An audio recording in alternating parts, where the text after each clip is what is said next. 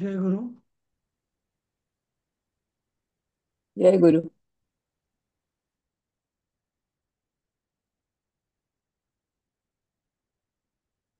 आपण काल या पाठाला सुरुवात केली होती, बरोबर?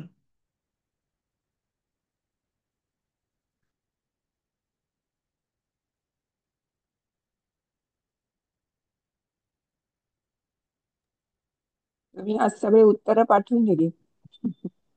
हो. मी म्हटलं तरी जरा तुला त्या म्हणजे उद्देश याने असा की थोडस लोक म्हणजे जास्त वा- सहभागी वा- होतील, नाही तर जास्त हो, बोलतच नाहीत कोणी. नाही थोडं समजायला कठीण आहे म्हणे. काही शब्द नवीन आहेत तसे. तसं हे खूप सोपं आहे, पण नवीन धाटणीच आहे जरा म्हणून. हम्म. हा नवीन घटनेचं. पण हल्ली दुसरं एक मला हे नाही, आपले संख्या पण खूप रोडावली आहे. 12-13 पर्यंत लोक. हो. 12-13 म्हणजे अगदी शेवटी येतात, सुरुवातीला असे 4 3 4 हो, 4 5. हा, हो. हं. घरातली कामं आवरून सगळं. आता किती 5 आहेत, 4च आहेत.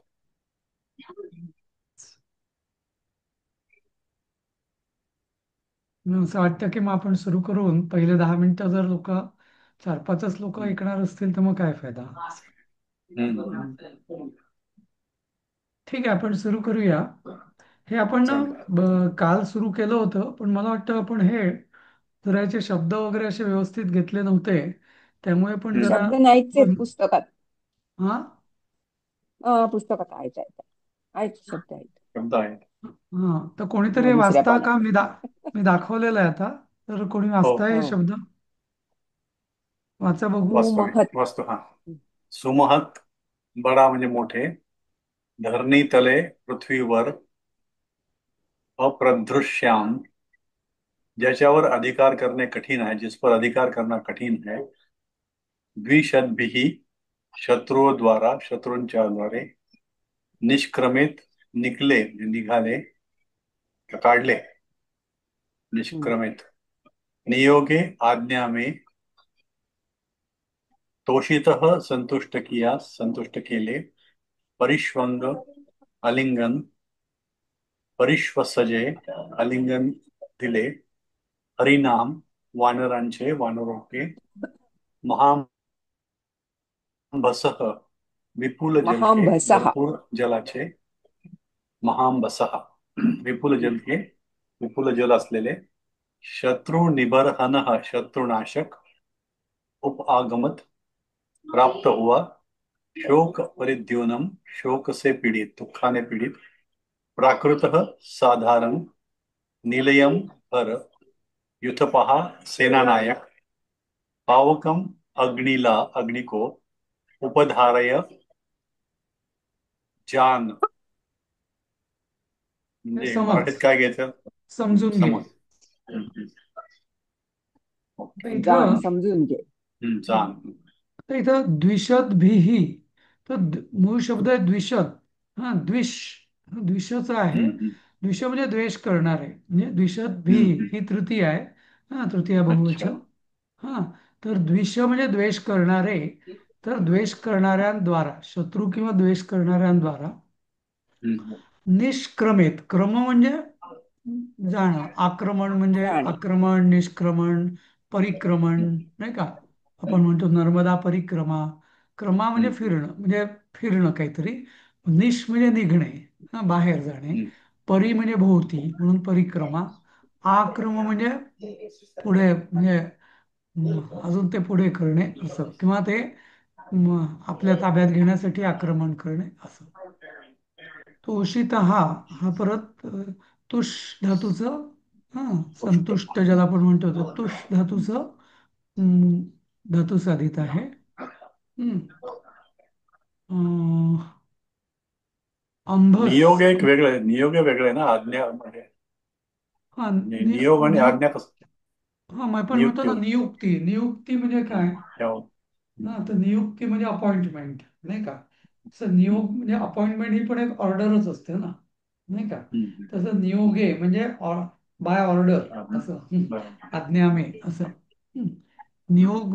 मग महाभारतामध्ये जे नियोग पद्धती म्हणजे त्यांनी आज्ञा केली म्हणून झालेले असं का? नाही. नियोग त्याचा अर्थ जो आहे त्याला नियोग पद्धत असं म्हटलंय. योग मूळ शब्द न धातू आहे त्याचा युक. युक म्हणजे जोडणे, एकत्र होणे, बरोबर. युग पासून योग शब्द तयार झाला. योग आपण जो म्हणतो ना, कुठला योग, योगा, योग वगैरे. हा. तर आणि नियोग, नि हा त्याला उपसर्ग लागून म्हणजे थोडक्यात ती वीर्यधारणा, गर्भधारणा जी झाली तर ती म्हणजे बाहेर झाली ना. ती अशी कथा आहे, म्हणजे ते टेस्ट ट्यूब बेबीज होत्या ना त्या, बाहेर झालेल्या. म्हणजे तर त्यांचं जे संयोग जो झाला तो बाहेर झाला म्हणून त्याला नियोग म्हटलं जातं. समजलं ना. कारण ते नियोग पद्धतीने जे कौरव तयार झाले तेच म्हणताय ना तुम्ही. मला वाटतं की ते पंडू आणि ते विचित्रवीर्य पण असे म्हणजे अशाच पद्धतीने नाही आहे. नाही नाही नाही नाही नाही, का? ते नाही. ओके. नाही ते नाही. नाही, नियोग वेगळं पद्धतीने आठवतं. काय, ती कथा अशी आहे की तो ती जी म्हणजे स- विचित्रवीर्य आणि ते जे होतं ना, तर त्यांचं तर ते हे जे धृतराष्ट्र, पांडू, हे म्हणजे प्रॉपर स्त्री पुरुष समागमाने झालेले आहेत. हं. फक्त ती विदुराच्या वेळेस ती दासी होती वगैरे वगैरे. आणि अं, अजून नियोग पद्धत जी आहे ती मला वाटतं यांच्याकरता वापरण्यात आलेली आहे. आणि तिन्ही वेळेस जे व्यास ऋषी हाच त्या कुरुकुलाचा आता एकमेव पुरुष उरलेला होता तेव्हा, नाही का. म्हणून मग तो एकदा त्या कोणी मातेने डोळे मिटून घेतले होते म्हणून तो मुलगा आंधळा झाला. एकदा ती पत्नी पांढरी फटक पडली होती म्हणून तो पांडू म्हणजे पांढरट रंगाचा झाला म्हणून त्याचं नाव पांडू पडलं. आणि नंतर तिसऱ्या वेळेस त्या दोघींनी पाठवलंच नाही आणि म्हणून दासीला पाठवलं. दासीला पाठवलं म्हणून तो दासीपुत्र विदुर झाला. असं मला वाटतं. नियोग पद्धत त्याला त्याला पण म्हटलं जाऊ शकते हा. कारण म्हणजे बाह्य योग असं या. निस म्हणजे नेहमी बाहेर. हा. नि हा उपसर्ग आहे ना, हे काहीतरी बाह्य म्हणजे याच्याशी म्हणजे नॉर्मल पती पत्नी संयोग असेल तर तो त्याला म्हणतात नॉर्मल, नाही का. पण नियोग म्हणजे कोणातरी बाहेरच्या व्यक्तीकडून, असं पण त्या नियोगाचा अर्थ असू शकतो. तर बघूया आपण त्याला नियोग म्हटलेला आहे महाभारतात की जो गांधारीचा जो गर्भ आहे त्याला हे केलेलं आहे. मल्टिप्लाय केलं. हम्म. मल्टिप्लाय करून तसं केलं. पण नाही कुंतीचं नाही पण जी तसंच आहे ना सर? कुंतीचे कोणाचं. 5 पुत्र तसे नाही कुंतीनं नाही, ते कुंतीनं तिचे मागितले ते कसे आहे? नाही नाही नाही, ते नाही माझ्या मते ते कुंतीचं तर म्हणजे तो म्हणजे त्या त्या देवतांनी म्हणजे पांडूला ते अलाउड नव्हतं त्यामुळे मग त्या त्या देवता येऊन कुंतीशी संयोग होऊन कुंतीचे ते पुत्र झाले ना, असं आहे म्हणजे. पण कुंतीने तुमचं म्हणणं मागून आहे की तो घेतले ना त्या देवांच्याकडून. हा. त्या देवांच्याकडनं मागून घेतले हा. श्लोक म्हणून तो. हो हो हो. पण तो नियोग नाही नाही, सुजाताईंची शंका अशी आहे की तो नियोग हा तो आधीचा आहे म्हणजे धृतराष्ट्र, पांडू आणि हे, तर की मला असं आत्ता जस्ट वाटत होतं की यांचे, पण आता मला असं वाटतं बहुतेक ते पण नियोग पद्धतीनेच झालेले आहेत असं मला वाटतं. कारण मग आता तो मग चर्चा अशी होते की तेव्हा की मग आता आपला कुरुवंश चालणार कसा. कारण तो सगळे ते चित्रवीर्य, विचित्रवीर्य वगैरे ते मरून जातात ना युद्धामध्ये. हम्म. आणि भीष्म असतात पण भीष्म म्हणतात मी तर प्रतिज्ञा घेतलेली आहे प्रतिज्ञा. की हा की मग मी काही वंश चालवू शकणार नाही. मग काय करायचं मग सत्यवती त्यांची जी सासू असते यांची, तर ती म्हणते की मला कौमार्यावस्थेत एक पुत्र झाला होता ज्याचं नाव व्यास, तर त्याची मदत घेऊन आपण काहीतरी करू शकतो असं म्हणून ते धृतराष्ट्र, पांडव आणि विदुर हे पुत्र झालेले आहेत असं.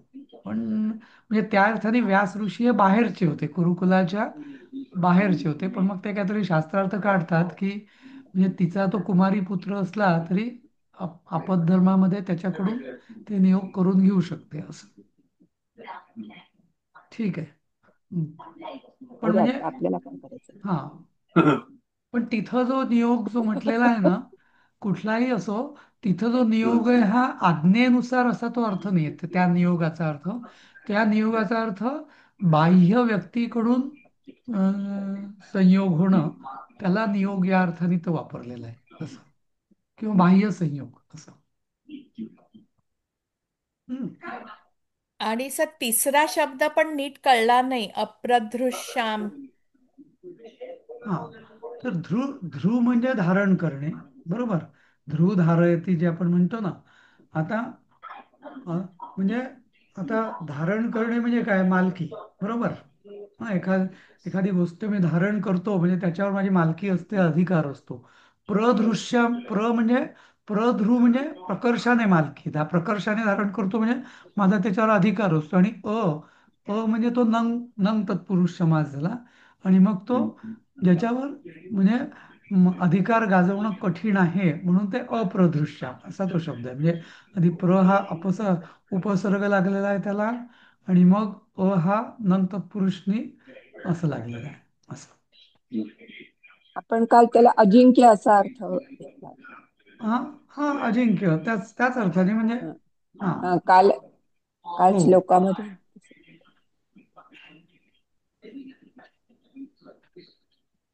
मग नंतर अंभस अंभस म्हणजे पाणी, जल, म्हणून महांबस म्हणजे भरपूर पाणी असं. अच्छा. निलयम, आलयम ते मी सांगितलेलं आहे तुम्हाला ना, हो त्याला हो त्याचं डिटेलमध्ये आपलं डिस्कशन झालेलं आहे. हं. पावकम म्हणजे अग्नी, तुम्हाला माहिती आहे. हं. युथ म्हणजे सेना. हं. आणि युथ युथ प म्हणजे सेनापती. आणि युथ पाहा म्हणजे अनेक सेनानायक म्हणजे असे. हं. जसं आपण हा, क्षेत्रप म्हणजे क्षेत्राचा अधिपती. हे नेहमी त्या लीडरला वापरलेलं असतं शब्द. हा, गणप. हा, गणप म्हणजे गणाचा नायक. गणपतीचं नाव एक गणप असं पण आहे.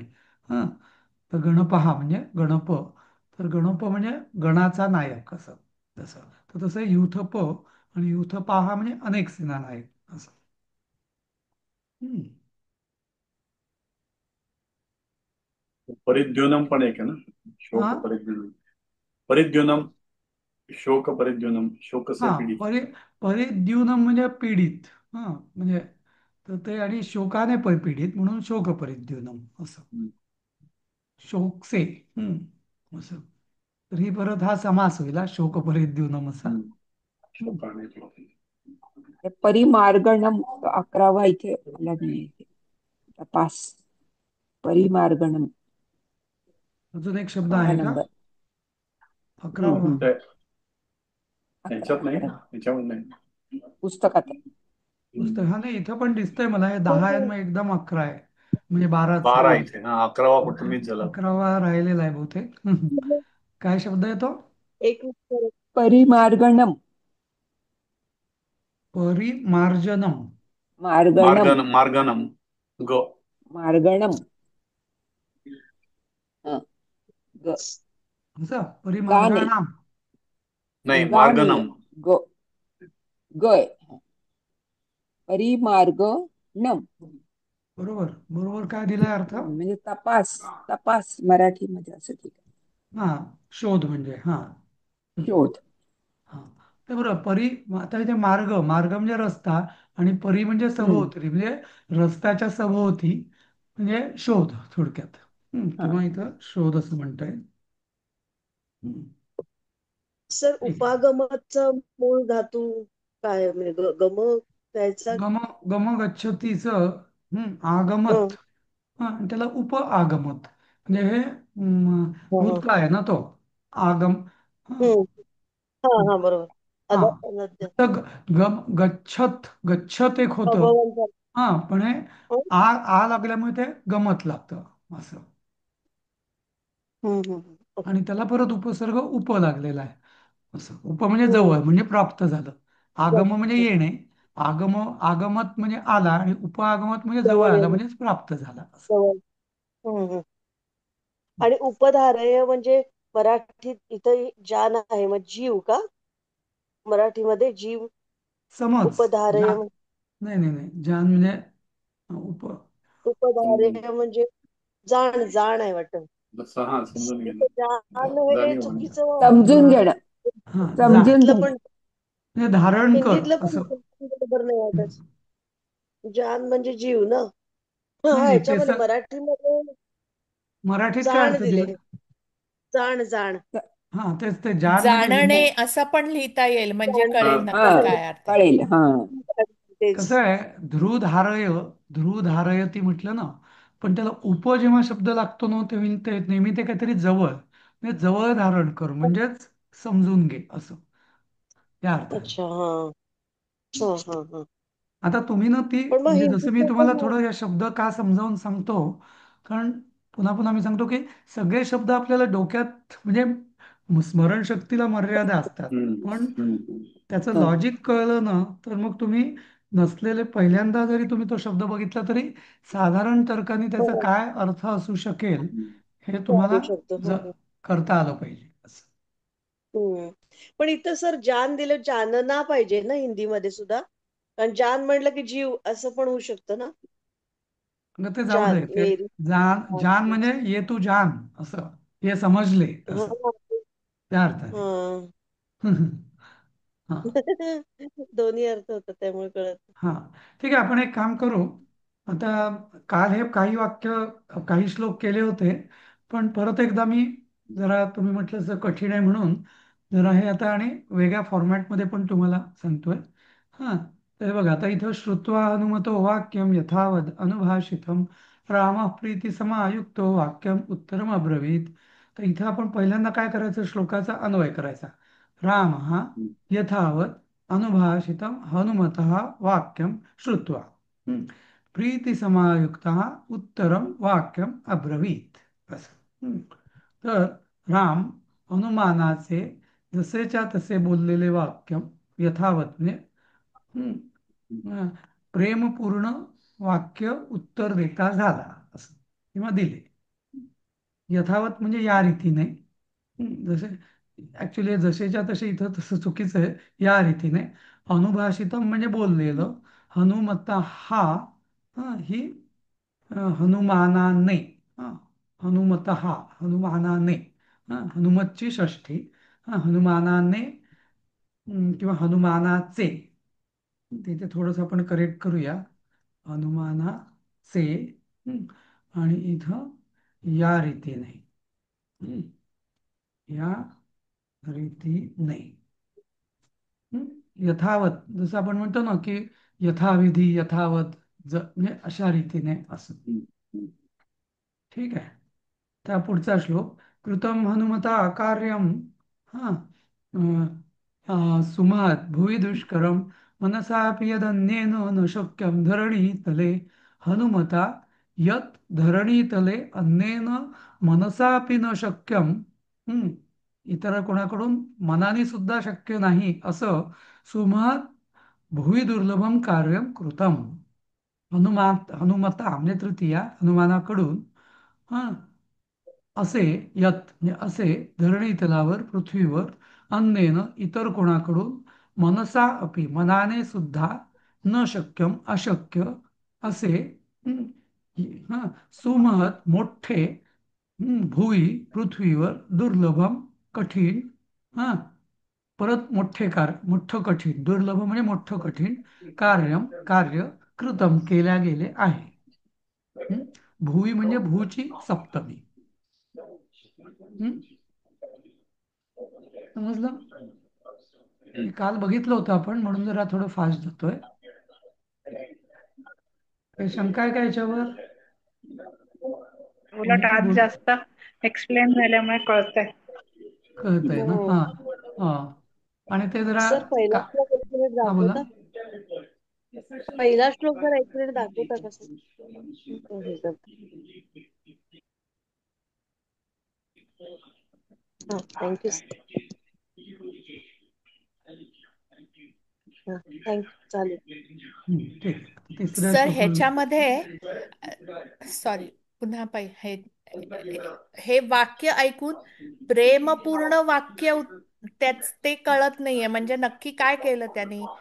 म्हणजे वाक्य ऐकून प्रेमपूर्वक वाक्य उत्तर, प्रेमपूर्ण वाक्य उत्तर देता झाला, मला कळत नाहीये नक्की काय प्रीती म्हणायचंय. समायुक्त म्हणजे प्रेमाने परिपूर्ण असे, प्रेमाने परिपूर्ण असे किंवा प्रेमाने भरलेले असे. हा, प्रेमळ असं म्हणतात. प्रीती म्हणजे प्रेम, समायुक्त म्हणजे प्रीतीने युक्त असे, म्हणजे प्रीतीयुक्त. रामाने ते उत्तर दिलं आहे का? मी नव्हते काल, त्यामुळे मला टोटली ब्लँक आहे, म्हणून विचारते की मला कळत नाहीये नक्की हे रामाने उत्तर दिलं आहे का काय.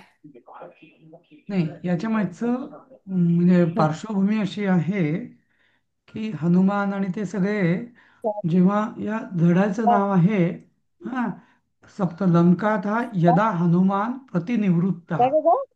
हा, तर हा. म्हणजे हनुमान सीतेचा शोध घेऊन परत आलाय आणि तो आता रामाला रिपोर्टिंग करतोय की सीता मिळाली, असं असं मी केलं, कसं ओके कुठे ओके. आहे ती वगैरे. समजलं.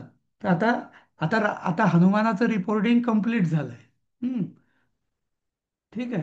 आणि मग आता हनुमानाने जे रिपोर्टिंग झाल्यावरती ही आता रामाच्या सगळ्या आता म्हणजे राम काय म्हणतो, कसं बोलतो, म्हणजे त्याचा आता त्याच्यावरती प्रतिक्रिया ही सगळी या पाठामध्ये. समजलं. तर म्हणून याचं सुरुवात अशीच आहे की श्रुत्वा यथावत अनुभाषितम हनुमतः वाक्यम श्रुत्वा. म्हणजे हनुमानाने अशा रीतीने बोललेले वाक्य ऐकून, श्रुत्वा म्हणजे ऐकून, राम प्रीतिसमायुक्त उत्तरम वाक्यम अब्रवीत. समजलं. हो हो, म्हणजे इथे मध्ये कंसात राम लिहायला ऍक्च्युली पाहिजे. ऍक्च्युली तुम्हाला सांगू बोललेले का, याचा वाक्य आपण ऐकून राम प्रेमाने परिपूर्ण वाक्य, असं एक काहीतरी. मिनिट याचा अन्वय असा आपण आता करूया. हा, म्हणजे यथावत हनुभाषितम हनुमता वाक्यम श्रुत्वा प्रीतिसमायुक्तः रामः उत्तरम वाक्यम अब्रवीत. म्हणजे आता आपण काय केलं, पहिलं पहिलं हे जे स्वल्पविरामाच्या जे आधी आहे ते हनुमानाचं अशा रीतीने बोललेलं वाक्य ऐकून, हा, पॉज. हा प्रीती हा समायुक्त राम, प्रेमाने म्हणजे प्रेम प्रेम राम. उत्तरम वाक्यम अब्रवीत. आता उत्तरम वाक्यम हे दोन्ही द्वितीय येते. प्रीती समायुक्त हे रामाचं विशेषण आहे कारण ते प्रथम येत आहे. समजलं. हा हा. हम्म, अच्छा. म्हणजे हे थोडंसं आपण हे जर केलं ना, ऐकून,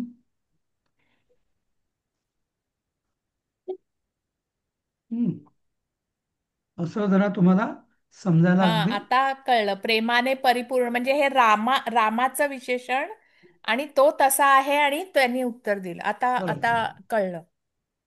नेहमी काय करायचं, म्हणजे आपण जेव्हा संस्कृत एखादं वाक्य किंवा श्लोक किंवा वाचतो ना, तर एकाच संस्कृतमध्ये एक नियम फार छान आहे की त्या त्या शब्दाचं विशेषण हे त्या त्याच विभक्तीत असतं.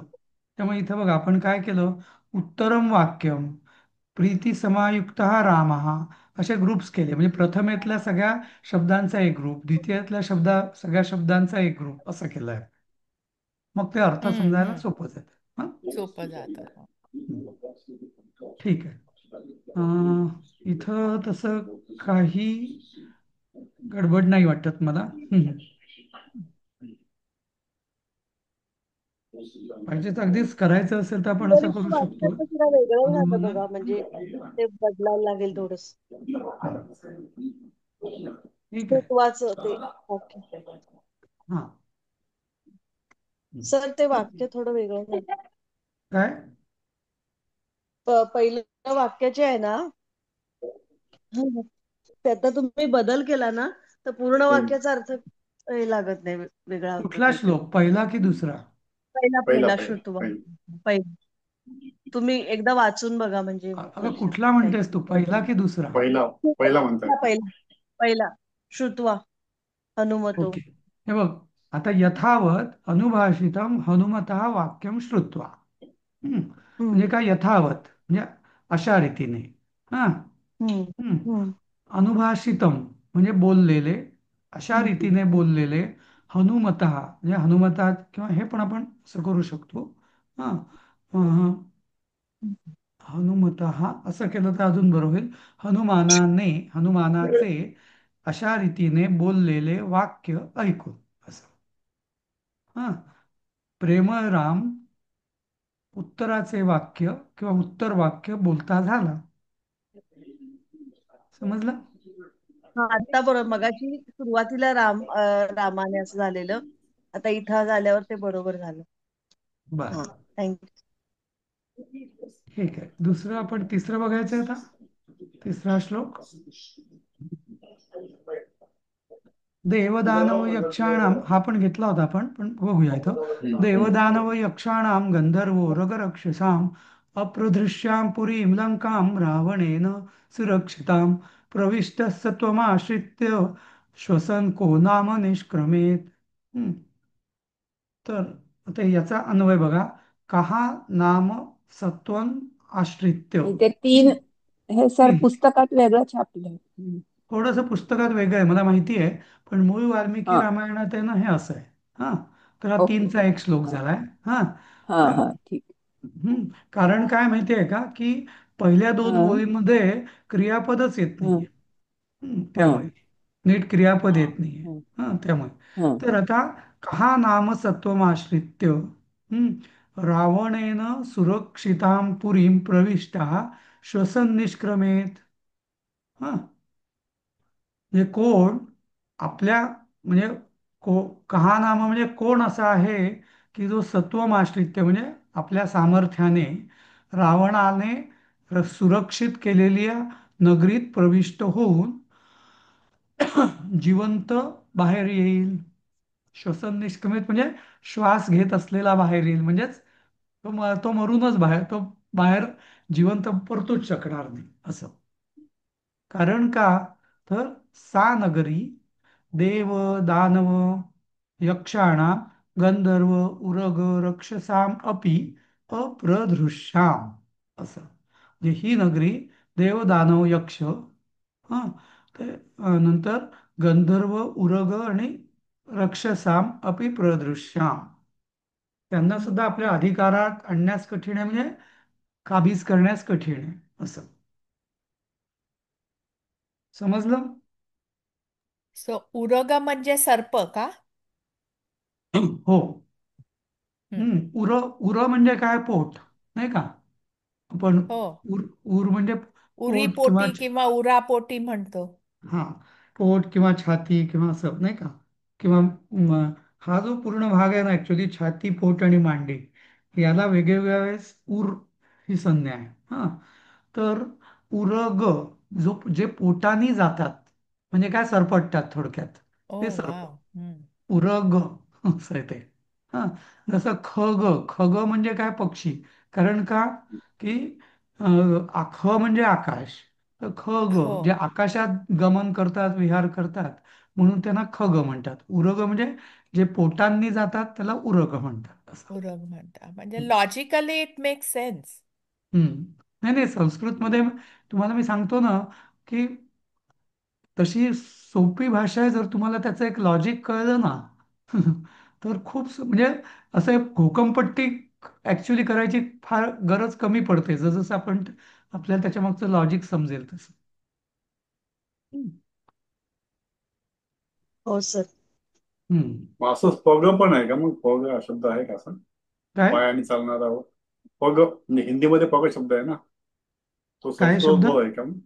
पग पग म्हणजे पाय, ते नसेल तर. मला वाटलं असं म्हणजे खग सारखं पग पण आहे काय, पायी चालणारा, पायाने चालणारा. आहे का असं, म्हणजे मला माहिती नाही म्हणजे. मला माहित नाही, मला माहित नाही, हा, विचारतो. माहिती नाही असू हो असं. शकेल. पग पण असं नाव मी ऐकलं, पगडंडी शब्द ऐकला नाही मी कधी, त्यामुळे. पगदंडी असतं ना, म्हणजे पायवाट असते की पगदंडी. पायवाट, त्यामुळे तो पग हा, म्हणजे पग पाय. पग नाही नाही, पगदंडी पगदंडी म्हणतात ना तसं. पगदंडी म्हणजे हा, पायवाट. हा, पाऊलवाट. पग म्हणजे पाय पाऊलवाट. असं. पग म्हणजे पाऊल. हा, ते ठीक आहे. हो, पाऊल पाऊल. ते पदचं पग झालंय, म्हणजे पायाने जाण्यासाठी. हा ग म्हणजे हा जाणारी, पद. प म्हणजे पद ग, ते पग झालं. म्हणजे म्हणजे पायाने जाणारी जी वाट ती पगदंडी असं. हं. ठीक आहे. हा, तर कहन त्याचा अर्थ सोपा आहे, समजला. कहा नाम सत्वम आश्रित्य, म्हणजे कोण आपल्या सामर्थ्याच्या आश्रयाने, सामर्थ्याचा आश्रय घेऊन, हं, रावणेनं रावणाकडून सुरक्षित असलेल्या नगरीत प्रवेश करून, हं, श्वसन निष्क्रमेत, म्हणजे श्वास घेता घेता बाहेर येईल. हं, कारण सा नगरी हे अध्याऋत आहे. ती नगरी देवदानव यक्षाणां, देवदानव आणि यक्षांना, हा, तसेच गंधर्व उरग आणि राक्षसांना सुद्धा. तर राक्षस आपण म्हणतो, पण मूळ शब्द आहे रक्षस. हं, आणि त्याचं रक्षसचं रक्षसाम असं होतं. हं, मूळ आपल्या संस्कृतमध्ये जसं देवगण, तसं राक्षसगणही म्हणतात, किंवा त्यांच्या योनीला रक्षस म्हणतात. हा, रक्षस, रक्षसाम. अशी एक कथा आहे, म्हणजे खरी खोटी माहिती नाही, पण मला ऍक्च्युली मला वाटतं ती पुराणात आहे, पुराणात काही कुठल्या तरी उपनिषदात आहे मला वाटतं, की देव नाव आणि राक्षस, राक्षस हे नाव कसं पडलं. तर जे देणारे ते देव, म्हणजे ज्यांची बुद्धी किंवा दानत ही देण्याची असते, ते देव. हं? आणि ज्यांची बुद्धी ही राखण्याची असते, म्हणजे देण्याची नसते, ते राक्षस. असं. तर मग रक्षस हा शब्द सुद्धा त्या अर्थाने, रक्षा म्हणजे राखण करणे किंवा राखणे, या अर्थाने राक्षस, की जे देत नाही कोणाला. त्यांची दानत देण्याची नसते, राखण्याची, स्वतःजवळ राखण्याची असते. आणि देव या अर्थ म्हणजे दैवी किंवा दैवी गुण, जसं गीतेमध्ये पण ते दैवी गुण आसुरी गुण म्हटलेलं आहे ना, गुणसंपत्ती योगामध्ये. त्याच्यात हा गुण आहे मला वाटतं, की देण्याचा गुण तो दैवी गुण, न देण्याचा गुण तो दैवी राक्षसी. संपदी योग. हो, हा, आहे. दैवी संपत्ती योगामध्ये, बरोबर. त्याचं. हम्म. हा, नंतर. इथे पण ते पक्की रक्षण केलेला असं काहीतरी वेगळं वाटतंय. रावणाने काहीतरी वेगळं इथे यायला हवं का? पक्की रक्षण केलेल्या ना, असं नाही बरोबर वाटत आहे. पक्की म्हणजे सुरक्षित असं. सुरक्षित या अर्थाने, नुसतं रक्षिताम असतं तर रक्षण केलेलं असतं. सुरक्षिताम म्हणजे, म्हणजे नेहमी चांगल्या पद्धतीने, चांगली रक्षण केलेलं असंही म्हणू शकतो आपण, म्हणायचं असेल तर. हम्म. हा, म्हणजे चांगली. हसून सांगितलं तू. हा, हं. हं. त्याच्यावरती जोर दिला ना, रक्षण करण्यामध्ये. हा, म्हणून पक्की. हम्म. पक्क. हा, नक्की नक्की पक्क. हा. नेहमी ना लक्षात ठेवा, सु हा शब्द असतो ना, हा हा नेहमी म्हणजे हसून जो मूळ शब्द आहे चांगलं त्याचा गुण चांगलं वाढवतो, म्हणायचं. तो गुण मग वाढवतो. अतिसुरक्षा पण होऊ शकेल ना, अतिसुरक्षित केलेल्या नगरीत. किंवा किंवा सुरक्षित हा चांगली केलेल्या. हा, सुरक्षा पण. हा अतिसुरक्षा चालेल. पण ते अति हा शब्द कधी कधी ना ओव्हर या शब्दाने वापरला अति जातो ना, म्हणजे ओव्हर. नाही का. हा ओव्हर नाही, हा सुरक्षित म्हणजे चांगली योग्य रक्षण, प्रकारे. योग्य चांगली रक्षण योग्य केलं. हा, सुरक्षा. हे दोन्ही योग्य उपसर्ग प्रकारे नेहमी रक्षण केलं. लक्षात ठेवा. हा जो उपसर्ग आहे ना, हा नेहमी ज्याला लागतो त्या गुणाचं तो वर्धन करतो. जसं आपण वेटेज सु- वाढवतं. सुश्राव्य, गुण. नुसतं आपण एखादं हम्म गीत श्राव्य आहे, श्राव्य म्हणजे श्रवण करण्याजोगं, ऐकणे. आणि हा. सुश्राव्य म्हणजे चांगलं ऐकण्यात, म्हणजे चांगलं असं, नाही का. कुठेही जो हो लागतो, स्वागतम हो सुस्वागतम, नाही का. रक्षित हा माझ्या सुरक्षित. नावातच आहे चांगलं लक्षात राहील. मग त्याचा अर्थ सुजाता. सांगा बघू काय, सुजाताचा. चांगल्या कुळात जन्मलेली वगैरे ना, जात म्हणजे असं मला अग ऐकलेलं, हम्म माहिती हा, नाही. हम्म म्हणजे खरं. चांगली जन्मलेली असं सुजाता. हा, जाता म्हणजे जन्मलेली. हा. आणि जन्मलेली. जन्मला. हा, हा, जाता स्त्रीलिंगी आहे म्हणून जाता. आणि सुजाता म्हणजे चांगली, म्हणजे चांगल्या कुलामध्ये किंवा चांगल्या पद्धतीने किंवा योग्य रीतीने जन्मलेली असं. असं योग्य कुळात जन्मलेली या अर्थाने सुजाता असं. हम्म. बरोबर. ठीक आहे. आणि दूर, दूर हा नेहमी शब्द असतो ना, दुस किंवा दुस प्रत्यय ऍक्च्युली. दुस हा ते किंवा दूर, तर ते नेहमी कठीण या अर्थाने. हा. हम्म. जसं आपण म्हणतो दुर्गम. दुर्गम म्हणजे काय? दूर, दुर्लभ. हं. नाही, दुर्लभ म्हणजे लाभण्यास कठीण. दुर्गम म्हणजे हम्म. जाण्यास कठीण. हा. जाण्यास कठीण. दुस्सह म्हणजे सहन करण्यास कठीण. सहन असं नेहमी कठीण. दु, हो. दु हा शब्द ना कठीण, एखादी गोष्ट कठीण करून टाकतो, ज्याला लागतो येस. तो. आणि सु हा शब्द नेहमी ती गोष्ट चांगली करतो. सांग. हा. त्याचा गुणाचं वर्धन करतो तो सु हा शब्द. जो शब्द असेल त्याला हो. लागतो तो. असं. ठीक आहे. सुवास. हम्म. सुगंध. बरोबर. आता इथं चौथा श्लोक. कोविषेद हा झाला नव्हता ना काल आपला? कोण म्हणताय का कोणी वाचा?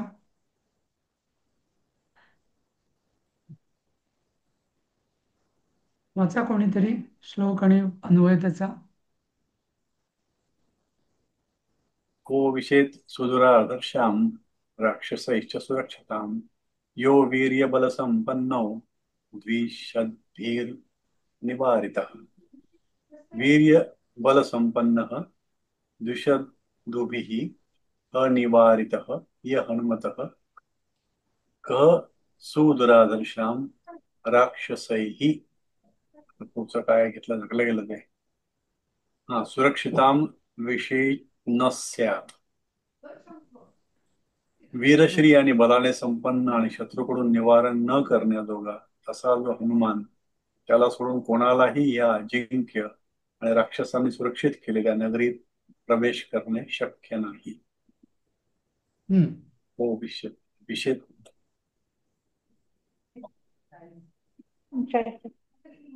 पहिली ओळ. शक्य नाही असं का? विषेद म्हणजे म्हणजे पुस्तकात न, पहिली ओळ नाही. काय म्हटलं? अच्छा. हा, पुस्तकात ही पुस्त पहिली ओळ नाहीच आहे. अच्छा, यो विषयत वाली नाहीच आहे का?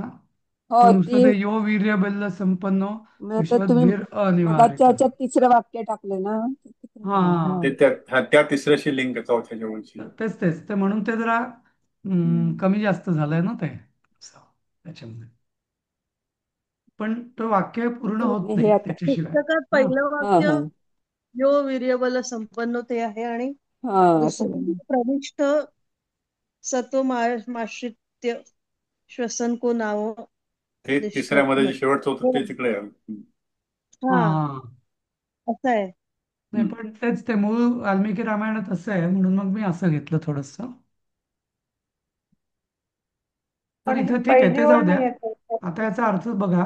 वीर्यबल्ल संपन्न द्विषद्भी अनिवारिता, हे सगळे हनुमताची विशेषण. कसं तो कसा आहे? वीर्यबल संपन्न आहे म्हणजे वीरबलाने संपन्न आहे, वीरश्रीनी. द्विषद्भी अनिवारिता. निवारिता म्हणजे निवारण करण्याजोगा, आणि अनिवारित म्हणजे निवारण न करण्याजोगा. न करण्यात. निवारण म्हणजे हम्म, त्याला त्याचं निवारण केल्या जाऊ शकत नाही असा तो अनिवारित. तर वीरश्री बलसंपन्न आणि शत्रूकडून न निवारण केल्याजोगा असा हनुमान. हा. त्याला सोडून कहा सुदुराधर्षाम राक्षसैही म्हणजे मी घालतो तुमचं फक्त करा. सुरक्षिताम अ, विषेत. हा. विषेत, विषेत म्हणजे नस्यात. विषेत म्हणजे ऍक्च्युली ते नस्यातला काही अर्थ नाही खरं. ते सोडून द्या तुम्ही. कोण आता इथं का सुदुरादर्शाम राक्षसे सुरक्षिताम विषेत म्हणजे कोण या सुदुरादर्शाम. आता हे बघा ना, इथे गंमत आहे ना. सु आणि दु हे दोन्हीही प्रत्ययाने उपसर्ग इथं लागलेले आहेत. हम्म.